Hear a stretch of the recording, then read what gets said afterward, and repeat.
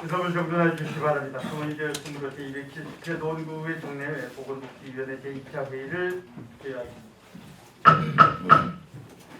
금일 회의는 두 건의 조례안 심사와 2021년도 공처리 및 2021 회계년도 예비 비치를 끝으로 2022년도 주요 업무 계획 보고와 예산안에 대한 심사가 있겠습니다. 그러면 오늘의 의사 일정에 들어가도록 하겠습니다. 의사 일정 제1항 서울특별시 노원구 은둔형 외톨이 재활촉진 조례안을 상정합니다. 본 안건을 발의하신 손용진 의원님께서는 제안 설명해 주시기 바랍니다. 서울특별시 노원구 은둔형 외톨이 재활촉진 조례안에 대한 제안 설명을 드리도록 하겠습니다. 제안 이유는 다양한 사유로 일정 기간 이상을 자신만의 한정된 공간에서 사회와 단절된 상태로 생활하여 정상적인 사회활동이 현재의 곤란한 은둔형 외톨이의 재활을 촉진하여 건강한 사회 구성원으로서 조화롭게 생활하고 인간다운 삶을 영위하는 것에 이바지하고자 하는 내용이 조례의 제안 목적입니다. 그 밖에 자세한 내용은 배부해드린 유인물 참고하여 주시고 아무쪼록 여러 의원님들의 심도 있는 논의를 통하여 원안대로 의결하여 주실 것을 부탁드립니다. 이상으로 서울특별시 노원구 은둔형 외톨이 재활촉진 조례안에 대한 제안 설명을 마치겠습니다. 감사합니다. 근본 조례 개정으로 은둔형 외톨이에 대한 지원 계획 수립 및 수립과 상담, 정보 제공, 교육 등의 재활을 체계적으로 지원할 수 있게 됨으로써 그들의 재활 촉진에 기여할 것으로 사료되는 바 본 제례에 적극 동의합니다. 이상으로 집행부 의견을 마치도록 하겠습니다. 감사합니다. 예, 그 은둔형 외톨이라는 이란 용어가 좀 색다른데 그동안에 독거라든지 고독이라든지 이런 부분을 항상 좀 주의해 듣다가 이런 부분에 또 관심을 가지는 것이 우리 역할이고 이런 그런 부분에서는 아마 바람직한 조례안이라고 봅니다. 단지 여기에 이제 새로 또 시작하는 이런 조례안이기 때문에 조금 여쭤보는 게 나도 좀 이런 부분에서 좀 궁금한 부분도 있기 때문에 은둔형 외톨이하고 이런 고독, 독거 이런 부분에 좀 차이점이 뭐라고 봅니까? 가족의 관계로서 한 몇 개월 정도를 갖다가 혼자 그냥 아예 딱 집배해가지고 있는 이런 경우를 말하는 거 아닙니까? 좀 보통 은둔형하고 이런 혼자 그 노인 우리가 이런 여러 가지 또 조례도 있고 한데 그 차이가 뭡니까? 이번에 코로나 상황으로 이런 부분들이 약간 부각이 되는 부분이 있어서요. 이 은둔형 외톨이 어떤 기간 6개월, 1년 어느 정도가 돼야 돼 은둔형 외톨이라는 어떤 그런 기간 아직 학계에서 아직 딱 정확히 어떤 구분이 되지는 않고 있고요. 특히 이번 코로나 상황에서 거의 요즘 젊은 친구들이 어르신들도 있지만 그 인터넷이 발달함으로써 이 사회생활에 적응을 못하고 집에서 혼자 게임과 그다음에 아르바이트, 비정규직 그런 노동생활을 하면서 거의 친구들 관계 단절이 되면서 혼자 가족들과도 대화도 거의 단절된 상태. 이런 친구들을 지금 그래서 이게 지금 단체가 만들어지고 있고 서울시도 여러 군데 지방도 지금 만들어지고 있어서 어제 제가 이 단체하고 통화도 했지만 지금 이걸 제가 재활 촉진이라고 했는데 재활이라고 하는 단어를 써야 될지 이런 부분도 약간 지금 그쪽에서는 좀 조금 이렇게 부정적인 표현이다 이런 이야기도 있어서 이걸 밖으로 어떤 지역 공동체에서 지역 어떤 활동들을 통해서 좀 이렇게 끌어내는 방법도 있고 그다음에 어떤 각종 단체들과 연계해서 이런 부분들이 좀 아직은 좀 진행형이라고 좀 보면 되겠습니다.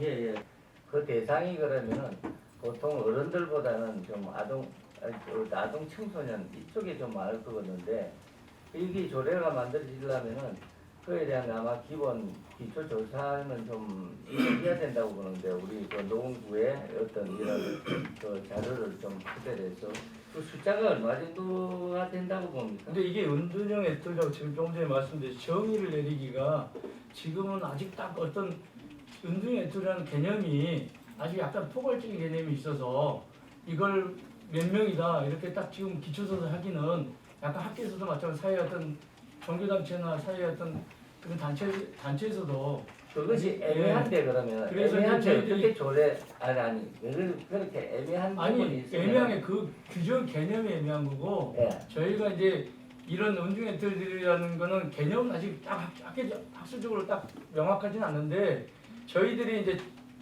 이런 조사라는 걸 하면서 어떤 아까 말씀드린 뭐 여러 가지잖아요. 뭐 저희들이 은중 엔트리라는 개념을 좀 이렇게 정부에서도 마찬가지고요. 예, 아직까지 예, 뭐 그런 완전한 식으로 개념은 좀 없다고 보는데 대부분 이제 그렇다면 청소년 위주로 저희가 지금 활동을 하려고 합니다. 예. 그럼 지원은 정확하게 우리가 지원해 준다는 것은 정확한 어떤 개념이 잡혀야 되거든요. 그래서 이걸 읽어보니까 은둔형 활력을 위한 사업 프로그램 여러 가지 있는데 고용 및 직업 훈련 등의 지원도 있단 말이에요. 그런데 여기에서는 오히려 은둔형이라면은 상담 부분, 상담을 한다든지 이러한 그 정신적인 이러한 부분에 대해서 상담을 통해 가지고 좀 해소를 시킨다든지 이런 것이 필요한데 그 계획에 보면은 이런 상담 부분이 없어요. 예, 의원님 그 상담이라는 부분은 제가 초등에 말씀드린 재활이라는 제가 용어를 이렇게 썼는데 이 재활은 어떤 치료 목적이거든요. 심리 상담도 가능하지만 뭐 신체도 마찬가지고 은둔형 엔트리가 꼭 이게 어떤 심리적이나 심적이나 뭐 어떤 신체적으로 문제가 있는 건 아니다. 그래서 정상인도 은둔형 엔트리라는 어떤 포함된 부분이기 때문에 그런 상담 이런 부분보다 일단 지원 조례를 만들어서 상담할 수 있는 부분 상담하고 이런 어떤 근거를 좀 만들어 주자. 이런 부분에서 이제 시작하는 거지. 이게 은둔형이라서 꼭 어떤 심적인 어떤 육체적인 어떤 그런 어떤 뭐랄까요? 좀 비정상인 이런 부분은 아니다라고 제가 좀 말씀드리고 싶고요. 은둔형이라는 것은 어떤 정신적 부분하고 상당히 아니 그런 부분이 아니라고 해서 예. 그러니까 그런 부분을 은둔형 엔트리를 어떤 규정을 해버리면 이 부분들이 어떤 한대 취급을 받기 때문에 그래서 이 제안을 제가 좀 수정을 하고 싶어요. 예. 그래서 지원 조례를 바꿔달라. 근데 저도 곰곰이 생각하니 그게 맞다. 왜 은둔형 엔트리는 환자가 아니고 병자가 아니다. 정상인도 있다. 혼자 생활하는 거. 혼자만 생활. 남이 타인하고 간섭하는 게 싫고 타인하고 관계가 싫고 그리고 자기만의 어떤 독립된 생활을 하는 친구들도 많기 때문에 그걸 다 은둔형 엔트리로 포함시키면 좀 되지 않을까 싶어요. 예, 알겠습니다. 예, 예. 새로운 용어이기 때문에 조금 참고가 되었습니다. 예, 이상입니다. 네, 부진 의원님 주해 주십시오. 정의를 좀 신청하겠습니다. 아니면은 그냥 바로 수정 제안 설명하기 그렇고 이게 왜 그런지를 잠깐 정의를 좀 신청하겠습니다. 네, 우리 저 부진 의원님께서 정의를 신청하셨는데 잠시 5분간 정의를 선포합니다. 의석을 정돈해 주시기 바랍니다. 정의를 마치고 회의를 속개하겠습니다.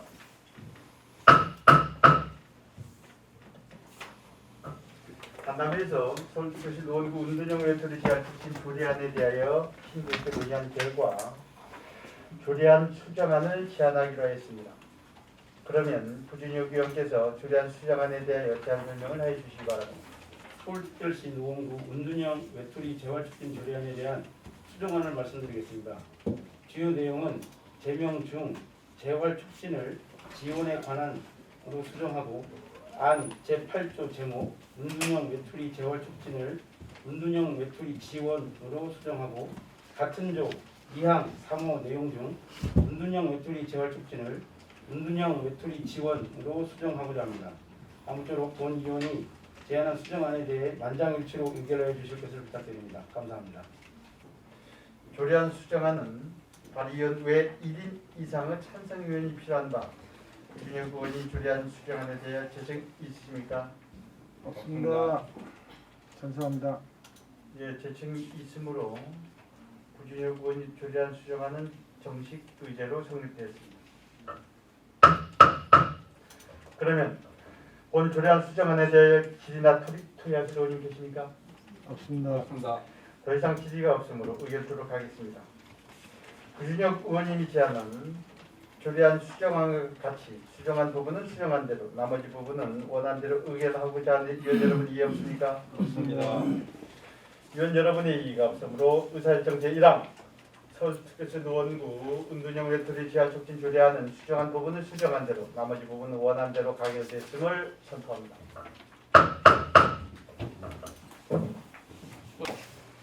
다음은 의사결정 2항 서울특별시 노원구 위기가정통합지원센터 설치 및 운영에 관한 조례안을 상정합니다. 이번 안건은 위원장이 본인이 발의한 안건으로 공정한 의사 진행을 위하여 부위원장이 진행하도록 하겠습니다. 본 안건을 발의하신 임시호 위원장님께서는 제안 설명해 주시기 바랍니다. 드리겠습니다. 해당 조례는 관내에서 발생하는 학대, 폭력 가정에 대해 신속하게 대응하고 체계적 관리를 위하여 위기가정통합지원센터를 설치함에 따라 관련 조례의 제정을 통해 보다 나은 지역사회 안전망 구축을 목표로 합니다.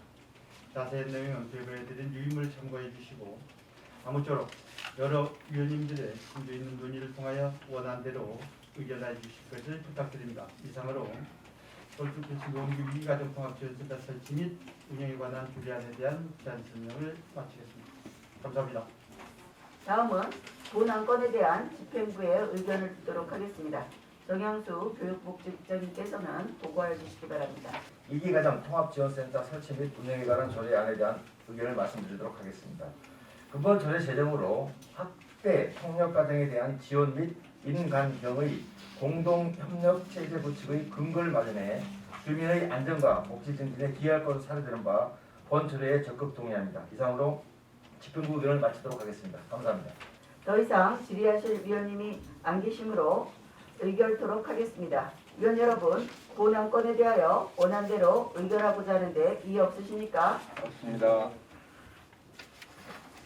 의원님들의 이의가 없으므로 의사일정 제2항 서울특별시 노원구 위기가정통합지원센터 설치 및 운영에 관한 조례안은 원안 가결되었음을 선포합니다. 다음은 의사결정 제3항 2021년 교육복지부 감규처리 보고예건을 상정합니다. 정향수 교육복지국장께서는 2021년 교육복지부 감규처리 보고예건에 대하여 보고해 주시기 바랍니다. 교육복지부 간주처리 예산액은 총 9건으로 국비 2,386만 5천원, 시비 1억 1,439만 5천원으로 총 1억 3,826만 원이 되겠습니다. 이 내용이요. 이제 일괄적으로 매번 회의 때마다 이랬는데 이게 맞을지는 모르겠어요. 우리가 그 예산안 이렇게 되면은 이렇게 한꺼번에 예산안 심사도 하고 뭐 심의도 하고 그러지 않습니까? 이 간주 처리가 이 그 비용이 시나 국시들이 내려왔을 때에 진행되기 전에 한 번씩 이 내용에 대해서 그 상임위원들한테 와서 그 보고 절차나 아니면은 그 설명하는 절차 그런 것들은 어떻게 괜찮을까요? 그렇게 해도 좀 그런데 좀 그건 힘들긴 하시겠지만 아니 저희도 힘들지만 의원님도 힘들도 조금 그럴까요? 예, 그래서 아마 그런 것 같으니까. 네, 그래서 그런 부분이 있으면 어떨까요? 저는 잠시 얘기했습니다. 이사님. 네, 더 이상 질의가 없으므로 2021년 교육복지부 감규처리 보고를 마치겠습니다. 관계 공무원 여러분 수고하셨습니다. 이상 업무임해 주시기 바랍니다. 다음은 의사일정 제4항 2021 회계년도 교육복지부 예비비 지출 보고예건을 상정합니다. 정향수 교육복지국장께서는 2021 회계년도 교육복지부 예비비 지출에 대하여 보고해 주시기 바랍니다. 아동 청소년과 ABB 지출 총 한 건으로 영유아 전용 학대 피해 아동 쉼터 조성건입니다.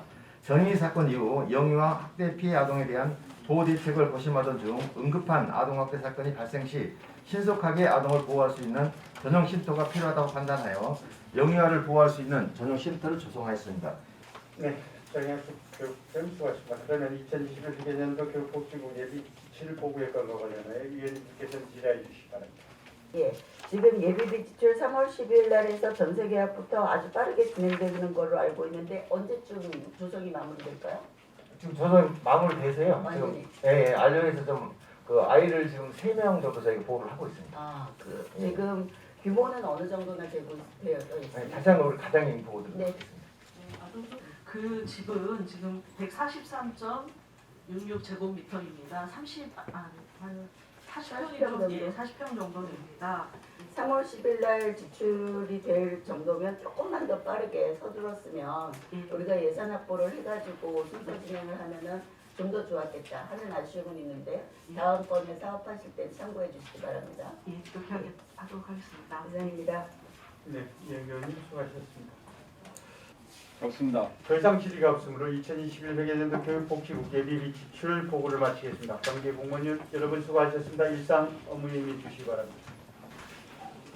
이번 의사항건인 2022년도 예산안과 기금 운영 계획안은 전출금과 기금 전입금이 연결되어 있어 원활한 계획 진행을 일과 상정한 후 의결 시에는 각각 의결하는 점 양해 주시기 바랍니다. 그러면 의사일정 제5항 2020년도 주요 업무 계획 보고 및 예산안 의사일정 제6항 2022년도 기금 운영 계획안을 일괄 상정합니다.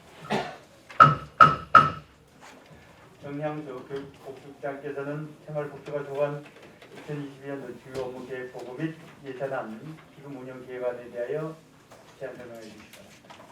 생활복지과 예산은 특별회계 포함 총 1,138억 2,643만 원으로 전년 대비 13억 2,205만 원이 증가하였습니다. 이어서 주요 추진 사업에 대해 제안 설명드리도록 하겠습니다. 먼저 사업설명서 57조 지역 자활센터 운영과 관련하여 14억 507만 원을 편성하였으며 사업설명서 58조 자활 사회관리와 관련하여 2,926만 원을 편성하였습니다. 그 지역자활센터 운영에 있어서 지난번에 우리 자활 기금과 구비를 합해가지고 10억을 확보했었고 그 이후에 특교금이라든지 이런 것들이 그 뒤에 다 이루어졌습니까? 노원 자활센터 예, 노원 자활센터 건립권 예, 건립권 때문에. 네, 지금 지금 건축 중에 있는데 22억 7천만 원 다 편성해서 지금 12월 말부로 건축 완료 중에 있습니다. 나머지 부분에 특교세가 들어온 겁니다. 네, 들어왔습니다. 5억 들어와서 다 들어온 거예요? 예. 지출. 그 이후에 보고를 안 받았기 때문에 제가 또 별도로 보고 드리도록 하겠습니다. 10억이 들어오는 거 아니에요? 5억입니다. 5 5억이 들어오게 네, 돼. 그게 그렇습니다. 들어왔다는 거죠? 네, 들어와서 그럼 지금 이게 지출 예정에 있습니다. 이번 12월에 완공되는 거 아닙니까? 네, 맞습니다. 이거 예정대로 되게 되죠. 네. 이거 확인 안 해도 된다 했잖아. 또 하나 내가 책임진다 했잖아. 아니야. 뭐냐. 지금 저 남부 지역 자활센터에 그 인원이 한 명이 없어가지고 계속해서 지금까지 그 공석으로 있는 거 아닙니까? 센터장 말씀하신 거죠? 예, 센터장. 예, 그렇습니다. 그 센터장이 이렇게 지금 작년부터 시작을 해야 지금까지 공석으로 있어도 됩니까? 하여튼 그 부분은 뭐 저희도 같은 의원님과 같은 생각이어서요. 빨리 좀 그래야 거기서 근무하시는 맞춤형 근무하시는 어르신들도 그렇고 그분들이 좀 안정적으로 운영하고 그 있으니까 수십 명이 거기에서 근무하고 예, 있지 그렇습니다. 않습니까? 지금, 그 지금- 사람들이 센터장이 없음으로써 그 운영상에 있어서 어려움도 있고 아마 그곳에 근무하고 있는 분들도 상당히 많이 그런 어떤 결정 내리는 데 있어서 상당히 어려움이 있는 걸로 알고 있는데 이것이 작년부터 이야기되고 있는데 지금까지 되고 있다는 것은 법인하고 이 갈등이 있어서 왜 법인에 대한 우리가 어떤 문제를 제기해가지고 아니면 법인을 교체한다든지 그런 계획이 없습니까? 일단 지금 센터장 대행하시는 분이 어느 정도 잘 운영을 하고 있습니다만 하여튼 어쨌든 기도 의원님 그거에 공감하고요.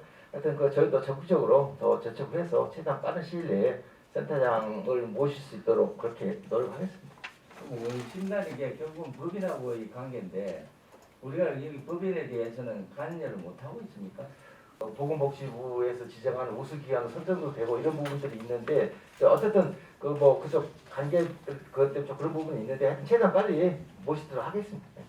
아니 그게 한두 달이면 모르겠는데 지금 기간이 얼마나 많이 지났습니까? 그리고 그에 대한 법인 쪽에서 어떤 해결을 봐야지 그냥 뭐 센터장을 구하면 된다. 이거는 충분한 답변이야로 부족하거든요.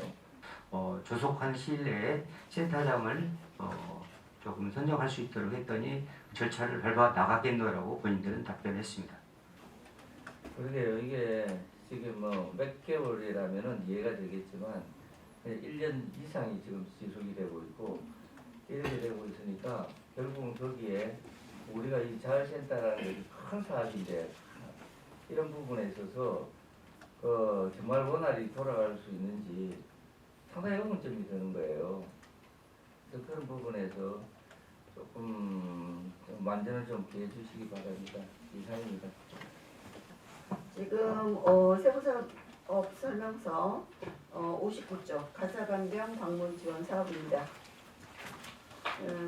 지금 가사간병 방문 지원사들이 어르신들 65세 정도에 따른 가사간병에서 중증 환자, 그 다음에 약간의 경미한 환자, 그리고 제가 민원 사례에서 보면은 치매가 경증으로 있으신 분들한테도 굉장한 큰 도움을 주고 있는 것 같아요. 그런데 다만 가끔 보도매체에도 나오듯이 가사간병 방문 지원 사업하는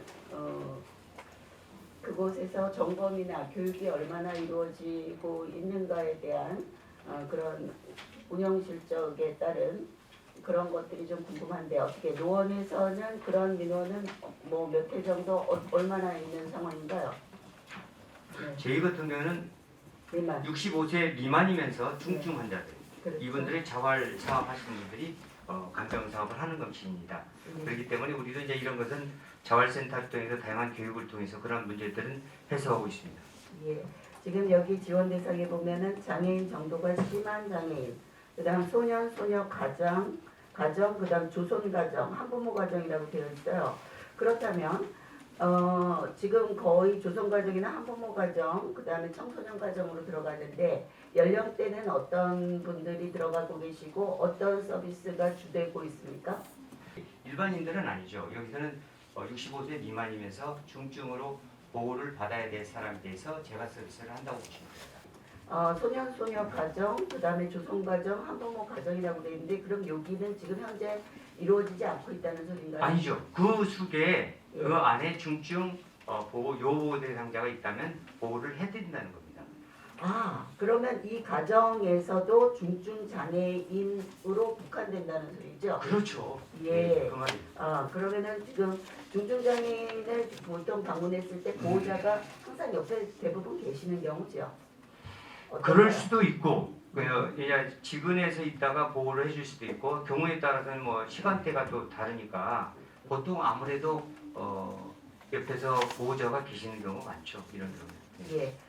제가 알고 있기로는 이제 여기에서 불협화음이 나는 경우는 대부분 보호자가 옆에 없는 경우, 가령 보호자가 오셔서 잠깐 돌봐주시는 시간에 밖에서 은행 업무라든지 시장 업무라든지 이런 것들 일상에 대한 필수 일을 하시는 걸로 제가 알고 있어요. 그래서 사실 말을 할 수가 없고 그다음 표현을 할 수가 없어서 어떻게 된 상황인지를 모르는 경우가 참 많은데 이럴 때 여기에 보면은 월 6월과 12월 해서 2번 방문을 하는데 이것은 불식 업무를 얘기하는 겁니까? 어떻게 되는 건가요? 제대로 하고 있는가 이런 것들을 제대로 하고 있는가의 점검사항이라고 보시면 됩니다. 예.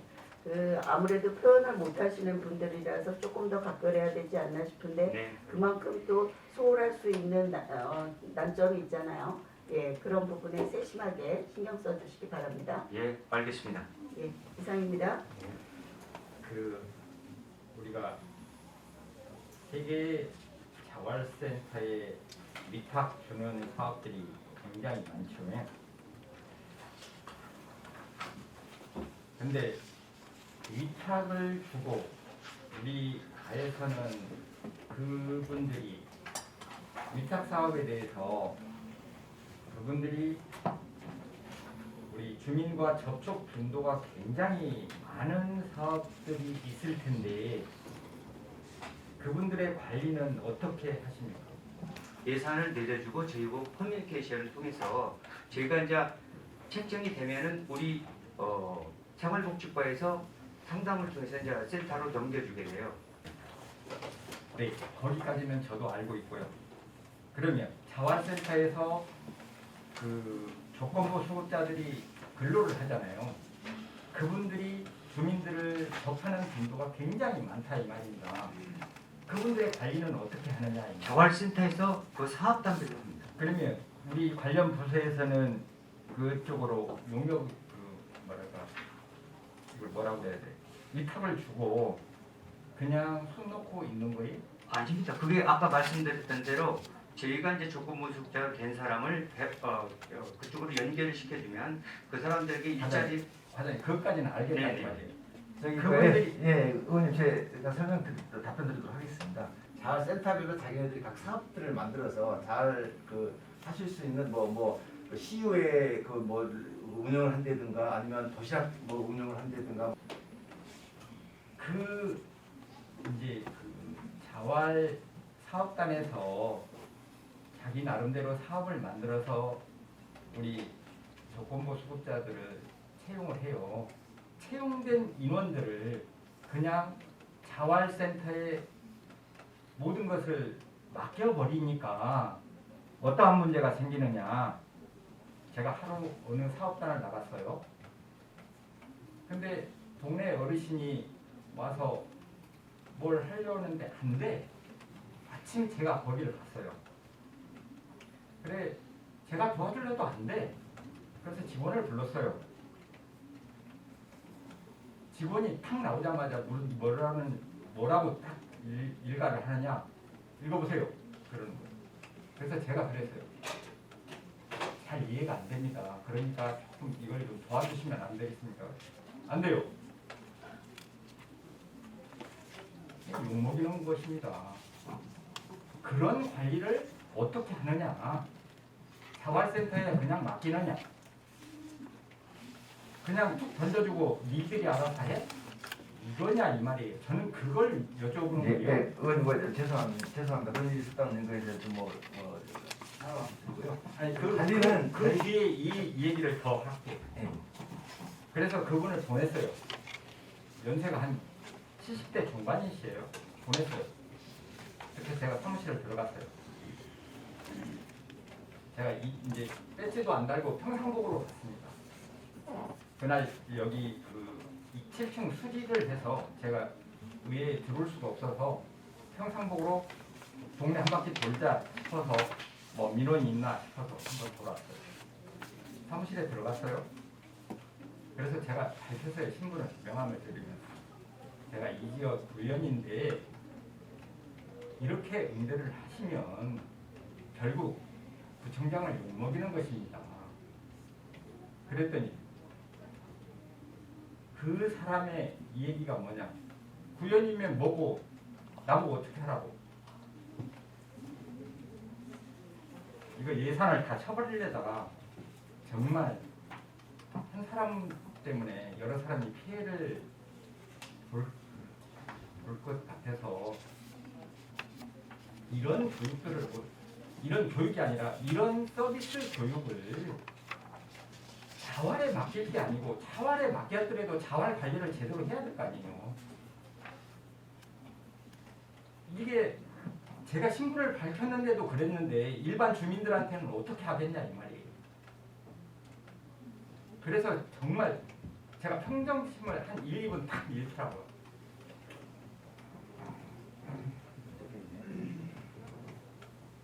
저희 답변 좀 드려도. 네, 의원님 죄송하고요. 하여튼 그 관리를 철저히 해서 다시는 이런 일이 발생하지 않도록 저희가 뭐 정기적으로 어떤 뭐 그런 기간을 정해서라도 한번 그 단속을 하도록 하겠습니다. 그게 뭐 국장님이 그렇게 말씀하실 일은 아니고 저는 이게 그 우리 사업단에서 사업을 하더라도 물론 그 자활센터에서 정기적으로 우리들의 뭐 다 채점도 하고 또 교육도 하고 있어요. 저도 알아요. 그렇지만은 우리 부서에서 예산이 내려갔으면 하기는 하고 그리고 한 번 정도는 나가 보셔야 될 거 아니에요. 나가 보시면 이분들이 어떻게 하고 있느냐. 그래야 뭔가 우리 부서에서 얘기를 할 거 아니에요. 정말 제가 그 순간 평정심 딱 넣고 더 대처를 하면 정말 창피한 일이 벌어질 것 같았는데 굉장히 좀 저 아닌 주민들이 그 어르신이 얼마나 젊은 사람이 그러는데 얼마나 그러겠어요. 심지어 부연한테 그러는데 일반인들한테는 얼마나 어떻게 돼야 되냐 이 말이에요. 현장을 좀 한번 보셔요. 자활사업단 그냥 예산만 내려주고 할 게 아니고 현장들 보세요. 현장 보시면 진짜 가관인 곳 많아요. 네, 철저하게 가져감도 하도록 하겠습니다. 죄송합니다. 이상입니다. 네, 생각 의원님 수고하셨습니다. 여러 의원님들께서 우리 자활기관에 대해서 지금 여러 의견들을 주시는데 우리 지금 특히 김태원 의원님께서 주신 남부자활센터에 대해서 우리 그 센터장 문제는 예전부터 나왔습니다. 이게 법이 정해서는 아니겠습니까? 그렇죠? 그러니까 그 센터장을 여기 선정 안 하면 뭐 인건비 때문에 그런가요? 왜 이렇게 관리가 안 돼요? 인건비 때문에 그런 것은 전혀 아니고요. 네. 아까 말씀드렸지만 전임 이제 센터장이 물러나고 그런 과정 속에서 여러 가지 좀 문제가 발생하다 보니 그런 문제들을 해소하는 과정 속에서 좀 네. 시간이 걸렸고요. 네. 조만간 이제 저희 그분들하고 미팅을 했었는데 네.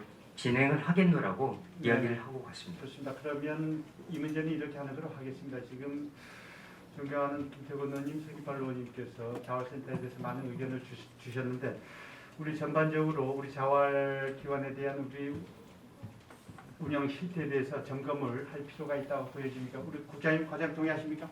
네, 하여튼 네. 뭐 이번 기회를 위해 다시 한번 저희가 한번 점검을 철저히 하도록 하겠습니다. 그래서 그 결과를 의원님께 보여드리도록 하겠습니다. 네, 좋습니다. 어제 거기 근무하시는 분께서 직접 청장님께 청장님한테 오늘 아침에 얘기 들었습니다. 네. 예. 아니 남부자활이 세계 이 군대에서 뭐 비교가 되게 물품 지원이나 뭐 종사자들이 뭐 너무 비교가 되는 처우가 지금 차이날 정도로 문제가 있다고 하던데 또 혹시 과장님 아십니까? 상황. 그래서 청장 아침에 저희 그 건에 관련해서 청장님 지시 사항이 있었고 해서 그분들을 청장님께 다시 한번 찾아뵙고 여러 가지 좀 더 지원할 수 있는 부분들을 찾아보도록 그렇게 하기로 했습니다. 네, 하여튼 거기 일하시는 분께서 뭔가 아무리 센터장님이 안 계시고 해가지고 많이 소외되는 느낌도 있고 뭔가 지원이라든지 모든 게 떨어져서 타 센터에 비해서 뭔가가 좀 자기들만 소외되는 느낌이 많이 이런 하시더라고요. 한번 챙겨주시고요.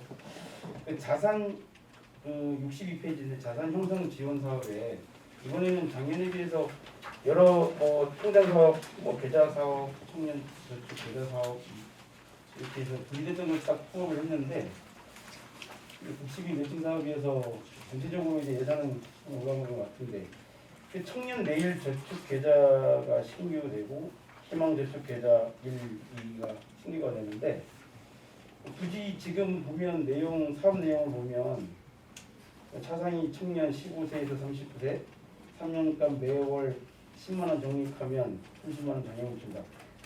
전에 있던 통장에서 그대로 하면 되는 거 아닌가요? 왜 이게 또 신설 3개 다시 신규로 저축해서 신설하는가? 내년부터는 그 희망저축계좌 1, 희망저축계좌 2, 그다음에 청년내일 저축계좌 3개가 이제 맞습니다. 이제 그걸 내드리기 때문에 다른 것을 유지하다가 이거는 뭐 3년간 매월 하는 것도 똑같이 내일 키운 통장이 있습니다. 예, 그러니까 그의 앞에 있는 분야 4개는 유지만 하다가 이제 신청은 따로 안 받습니다. 그러니까 3년이 돼서 도래해서 본인들의 혜택 받을 사항이 끝나면 이제 끝나고 앞으로는 이제 3개로 이제 통합해서 운영할 예정입니다. 이렇게 이해가 가서 알겠습니다. 근데 그 뭐 추진 현황을 보면 그 거의 뭐 집행률 60%, 76%, 75%, 68% 너무 이게 지금 뭐 10월 30일 기준이긴 합니다만 이렇게 좀 저조한 상황인 것 같은데 이유가 있나요? 이제 이 경우도 이제 자활 사업을 하신 분들하고 기초생활수급자를 계속 하기 때문에, 그래서 아까 말씀드린 대로 이제 이런 여러 가지 문제들 때문에 세계로 이제 통폐합해서 그 내용은 같습니다, 사실은. 그러니까 이렇게 집행률이 저조한데도 신설하는 통장을 새로 또 신설하고 이렇게 만들 필요가 있나? 예, 그래서 이제 그런 문제들 때문에 내용은 비유사하기 때문에 세계로 이제 통폐합해서 앞으로 추진하겠다는 겁니다. 알겠습니다. 이상입니다. 네, 부진혁 의원님 수고하십니다. 지금 이 복지 정책 차후 복지 정책과에서 해야 될지 모르겠고, 왜냐하면 복지 정책이 지금 지나갔습니다. 정책과에서 해야 될지 아니면 생활복지과에서 해야 될지 모르겠습니다만, 우리가 지금 그 국민기초생활보장수급자라든지 의료급여 수급자라든지 국가유공자나 우리 한국 가정들을 대상으로 해서 예를 들어 많은 정부 차원에서 또 우리 구 차원에서도 이렇게 지원하고 있습니다만, 우리 정화시설 같은 데는 지원 해주나요? 정화시설 말씀하시는 겁니까? 청소 같은 부분들은 이렇게 그래서 그 부분만 특별하게 이렇게 하는 것은 좀 선뜻 기억나는 게 지금 없습니다. 한번 찾아보겠습니다.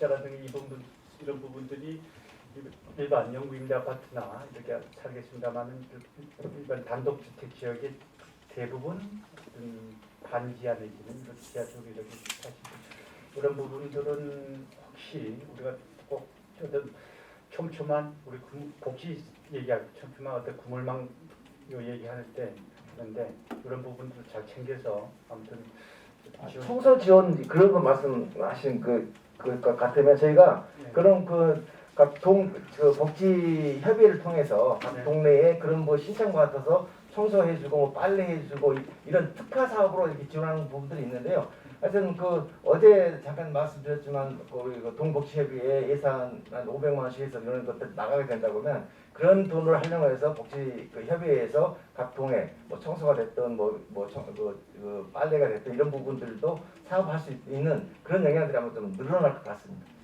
그래서 지금 말씀드린 어떤 그 사회적 약자들의 부분에 대해서 기초생활 수급자라든지 의료급여 수급자들 우리 국거리 유공자부터 이렇게 해서 잘 이렇게 빠짐없이 잘 챙겨주시면 고맙겠습니다. 네, 그렇게 하겠습니다. 네. 저 희망 나눔 교실을 운영해 있어서 64쪽입니다. 이게 작년도 보면은 코로나 때문에 27.3% 정도 아니다 91%로 물론 집행했지만 올해는 코로나 때문에 이게 상당히 집행률이 낮으리라고 보고 있고, 이 희망 나눔 교실이 이전부터 상당히 오랜 동안 지금 계속 운영해 오고 있지 않습니까? 또 이것이 또 어디에 또 관계가 돼 있냐면 자활센터예요, 역시 이것도. 그래서 이제는 조금 좀 변경할 필요가 있지 않느냐. 이건 우리가 지금 이런 상담 부분에 있어서는 바우처 사업을 지금 하고 있는 중이고요. 바우처가 지금 한 몇십 군데가 있지 않습니까? 그래서 맞춤형으로서 자기가 필요한 부분, 내가 가서 내는 뭐 음악 부분을 하겠다 하면은 좀 어느 쪽을 하겠다든지 뭐 하겠다든지 여러 다양하게 있기 때문에 그런 걸 갖다 오히려 활용하는 것이 이제는 좋으리라고 보고, 그것이 오히려 다양성을 가지고 그분들에 대해서 이제 한 군데만 인문 소양이라든지 이렇게 국한되지 말고 좀 다양성을 가지는 것이 좋지 않느냐. 지금 이제 자활 사업이라는 것이 지금 우리가 예산이 지금 10억이 넘습니다. 그 안에 얼마든지 이러한 프로그램들을 넣어가지고 할 수도 있거든요. 그래서 이제는 조금 좀 개선해야 되지 않겠느냐 하는 시점에 온 것 같아요. 지금 노원 자활센터에서 4개 사업을 했었고 남부가 4개, 또 북부 같은 경우는 7개 이런 사업들을 했거든요. 그래서 아까 집행률 말씀하셨는데 올해 지금 97%가 집행이 됐습니다. 아무튼 좀 다양성을 가지고 할 필요가 있고, 지금 자활 사업이 외나 방대하기 때문에 또 이것도 세 군데로 나눠져 있고, 이걸 가지고 조금 이제는 이런 부분 상담 심리 부분을 하나의 통폐합을 해가지고 할 필요가 있지 않느냐 하는 일은 좀 개선할 필요가 있는 시점에 온 것 같습니다. 네, 이상입니다. 제가 남부자를 봤을 때 예정이 바뀌기 전에도 그 자활센터장이 사업 의지가 상당히 적었던 것을 많이 느꼈어요. 근데 역시나 바뀌고 나서도 지금 남부자에 이렇게 사업이 정상적으로 진행 안 되는 게 무슨 일인지는 모르겠어요. 근데 이제 자활 사업이 이렇게까지 문제가 되고 원활치 못하면은 그 위탁 폐지 사유가 되는 건 아닌가요? 그 우수 센터로 선정이 됐어요. 올해 보건복지부 평가에서 그런 부분도 있기 때문에 물론 조금 그 부족한 부분은 있다 손 치지만 그렇게 그 법인을 바꿀 정도의 그 정도의 어떤 건 아니다라고 말씀드리고요. 그 관리를 철저히 해서 운영에 그 이런 문제점들이 없도록 관리 감독 철저히 하겠습니다. 근데 이렇게 봐서는 그 센터장이 없고 있고가 아니라 예전에 센터장이 있을 때에도 사업 의지가 그 남부 쪽은 상당히 없었습니다. 그래서 북부, 노원, 남부 이 셋을 따진다면 남부가 제일 의지가 없는 그런 쪽으로 가는데 좀 관리는 필요한 곳이 아닌가라고 생각합니다. 그래서 향후 그 관리가 있어야 될 것 같고요. 그리고 이제 또 서귀포위원회에 대해서 뭐 말을 좀 또 보탰는데 좀 아까 과장께서 말씀하신 대로 시스템적으로는 참 이상적입니다. 이상적으로 체계적으로 잘 잡혔는데 그 추가적으로 이런 문제가 발생되는 거는 또 여러 가지 불만 사항이 될 수 있을까요? 현장 또 우리 구청에서 그 현장 점검하는 시스템을 한 번 더 두시면은 좀 더 완벽해지지 않을까 생각합니다. 그래서 그런 시스템을 더 주시기 바라겠습니다. 네, 그렇게 하도록 하겠습니다. 네, 그리고 이제 저 하나 여러 가지 궁금한 게 있어서 우리 이 예산이 우리가 이렇게 하겠다고 뭐 신청을 하는 거죠. 그래서 90위가 내려오는 거죠, 먼저. 그 지역자활센터나 뭐 지역자활 사업 이런 운영 근로사업 이런 것들 맞죠? 생활복지과장 전청인 답변드리겠습니다. 보통 이제 그 자치구의 예산 규모가 보통 이전 작년에도 있었고 그 전에도 있었어요. 그러면은 보건복지부에서 예산되는데 이 정도 그 복지 대상자 규모 대비 좀 예시를 하고 그런 것을 이제 매칭 사업이기 때문에 지정을 하면 우리도 이제 보통 따라가는 형식입니다. 그러니까 우리가 뭐 신청하고가 아니라 자기네들이 그쪽 국가나 이제 시나 이런서 판단해서 이 정도는 이 정도 규모니까 이 정도 예산 내려준다. 네, 맞습니다. 대부분 근데 그렇습니다. 우리가 조금 더 사업을 추가적으로 하기 위해서 구비를 좀 편성해서 요청할 수 있는 방법도 있나요? 있습니다. 그런 경우도 있다면 만약에 예. 추가 운행이 다 가능합니다. 예, 그렇다면은 지금 한 가지 사업을 좀 추가해 줬으면 좋겠다는 그런 것들이 있어서 제가 이제 복지관에 가면은 이제 어르신 복지과에서 그 예산이 나가는 거겠지만 북부 복지관 가면은 점심 때 점심 나눠주는 번호표가 있어요. 근데 그 번호표를 다 못 받고 돌아가시는 분도 있어요. 그냥 발표를 하루에 일식을 하는데 그러니까 할머니들이 하루 한 끼를 드시는 분들도 많고 그래요. 근데 그런 부분에서 이제 여러 가지 생각을 했었는데 우리 노구에 청소년 무료급식소는 있는 걸로 알고 있어요. 그죠? 이제 저희가 하는 게 아니고 경찰서하고 해가지고 중계 그쪽에서 금요일마다 하는 게 있고 우리가 취약계층은 이런 무료급식소는 없죠. 아니 그 청소년들 취약계층들은 저희가 드림 스타트에서 그쪽에서 도시락 배달해주고 다 지금 하고 있어 하고 저기 그린 카드 있지 않습니까? 네. 카드 줘서 애들 식당 가서 밥 먹게 하는 것들 그런 것들은 다 돼 있습니다.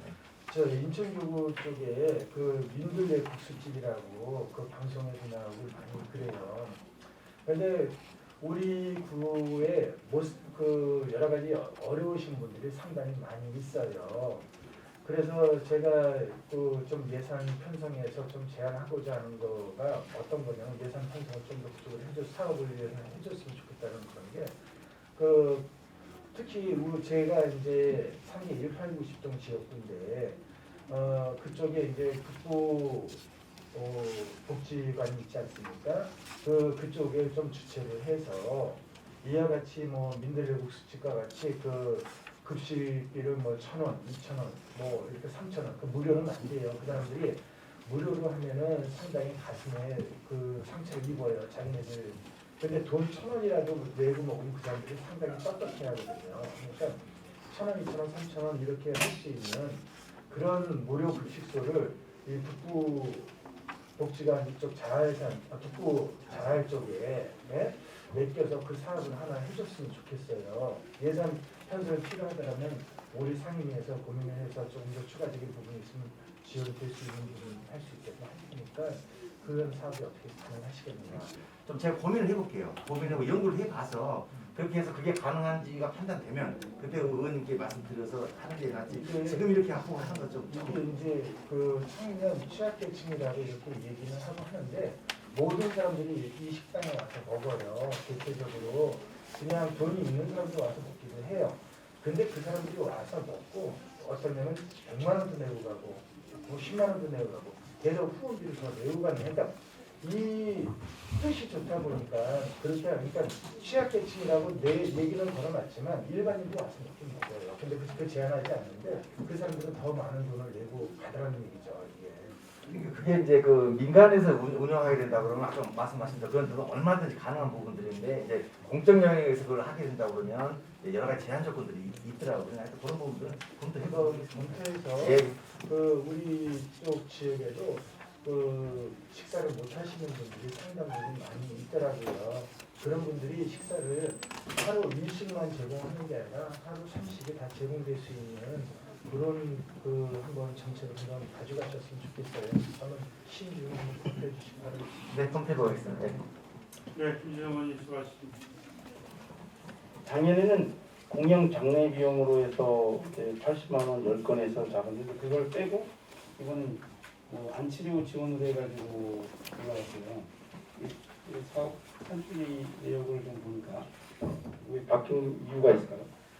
시에서는 만약에 여기서 우리가 안치 비용을 갖다 15일 최대로 15일을 잡으면은 또 반절은 시에서 또 반절을 나가게끔 돼 있습니다. 지금.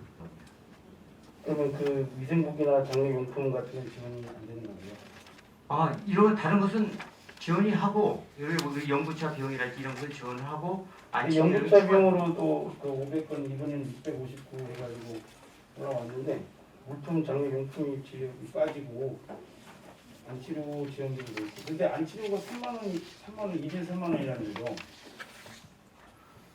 그 의원님 그 67조 보시게 되면 그 기초 보장금 해산 장려급여가 있습니다. 이 장려급여는 아까 말씀하신 장애 관련된 그 비용이 들어가는 거고 그 뒤쪽에 잡혀 있는 부분들 저희 구가 추가로 그 장례차하고 그 안치료를 별도로 잡아놓은 부분들입니다. 그러니까 그 부분은 좀 그러니까 양쪽을 좀 겸해서 좀 보시는. 노원구의 그 병원에서 율병원이나 병원에서 하고 있죠. 안치하게 되는 거. 꼭 그렇게 정한 것은 아닙니다. 지금 여기 어르신 이런 복지과- 정해 시스템이 있으면은 가능합니다. 어르신 복지과 사업도 똑같은. 네. 제가 이거 저번에도 사업이 너무 분리가 돼서 좀 통합을 했으면 이제 국장한테 건의도 제가 좀 드렸었는데 맞습니다. 그 무연고 사망자 그 아름다운 여정 지원 사업에 보면 거기는 또 안치료가 6만 원으로 돼 있어요. 이게 차이가 같은 병원에서 아니 3만 원 시에서 3만 원 지원합니다. 그래서 맞습니다. 우리가 3만 원을 지원하면 예산은 여기에 각자 잡기 때문에 안 잡힌 거죠. 11을 그래서 저희가 안 잡힌 거예요. 그쪽에서 지원을 하기 직접 지원합니다. 그 병원으로 네, 3만 원 그렇습니다. 지원하고 네. 그다음에 무연고 여기서 우리가 만약 이런 안치료가 발생하게 되면은 저희가 이제 3만 원 지원을 안 하는 거예요. 이 어르신 복지과 사업은. 네. 우리가 했을 때는 우리가 한 것은 우리가 지급한다. 맞습니다. 어르신복지과 것은 저희 예산으로 부위로 다니고. 예. 공무원은. 그 대상자가 달라서 좀 지난번에도 의원님 그러니까 말씀하셔가지고 이거를 예. 솔직히 고민을 했었었는데 좀 대상자가 다르기 때문에 좀 어렵더라고요. 이 예산을 주는 또뭐 다이가 다 달라가지고 그게 좀 합치기가 어렵더라고요.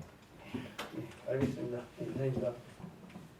이분들이 어쩌면 조금은 생각을 잘 못할 수도 있는 부분이니까 이 부분들은 우리 부서에서 자활센터와 연계해서 철저하게 이건 어쩌면 개인 서비스지 않습니까? 그리고 본인은 탈수를 위해서 근로를 하는 것이고 그렇기 그렇다면 그 의혹을 써봐서도 또 안 되지만 그렇다고 해서 이대로 방치해서는 또한 어렵지 않습니까? 이게 여러 부서와 이제 연계가 돼 있겠지만 이건 좀 관리를 해주시는 게 맞아요. 왜냐? 세금은 세금대로 들어가는데 주민들이 불쾌하고 주민들이 필요 없다면 이건 잘라야죠. 없애야죠. 그렇다면 몇몇 사람들로 인해서 그 전체 탈수급을 위해서 근로하시는 분들의 피해를 줘서는 안 되잖아요. 현장을 정말 아까도 말씀드렸지만은 현장 보셔요. 현장 보시면 정말 우리가 조금이 아니라 대폭 개선해야 될 문제가 많아요. 그 부분 좀 잘 살펴봐 주시고 따로 말씀드리도록 하겠습니다. 이상입니다.